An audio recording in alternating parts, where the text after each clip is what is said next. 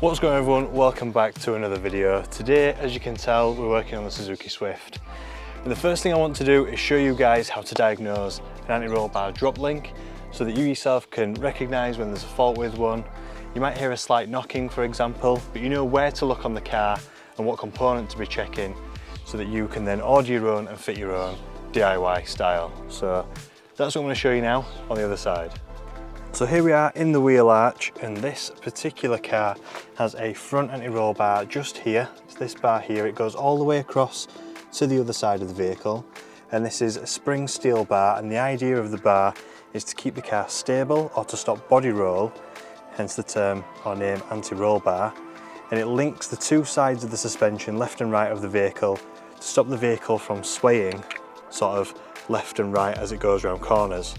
So with that in mind, you also have links. This is the top of the link here.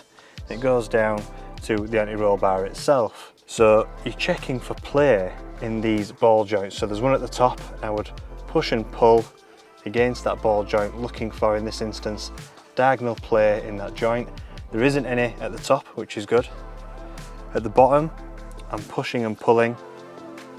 And if you can just hear that,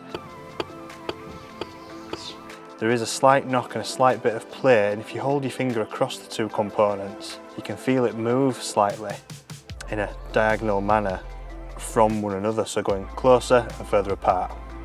So this is the new anti-roll bar drop link from First Line Parts. Thank you very much for supplying this. They supplied it to me for free. I'm very, very appreciative to those guys for supplying that. It's exactly the same. I don't think they're handed on this particular car. They're certainly not any different from left and right. They just rotated 180 degrees. So the next task then is to clean up the top and bottom mounting points, just so that we can get a hex bit and a spanner on this particular ball joint at the top and ball joint at the bottom.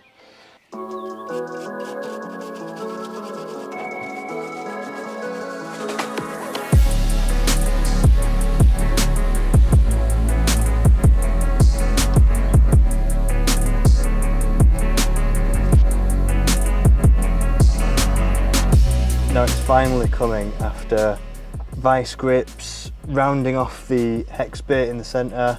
It's incredibly corroded on the end of the threads. As much as I've tried to clean them up, it's just been fighting me all the way through the threads. So I was very close to chopping it off. If I had some blades for my recip saw, I would have probably already chopped it off. But yeah, it's definitely coming now. So we're gonna get that nut off, crack the top one off as well, and throw the new one on.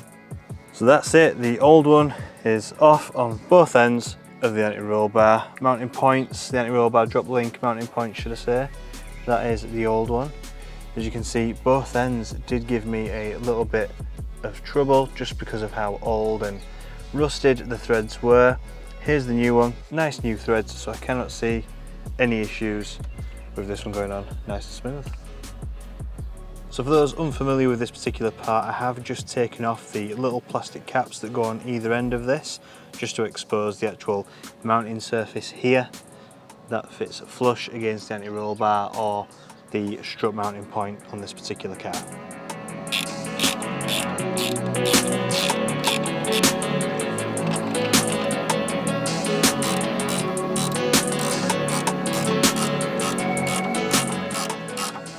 And that is everything. So now it's fully mounted, top and bottom. The new anti-roll bar end link or drop link, whatever you want to call it, is now fully installed.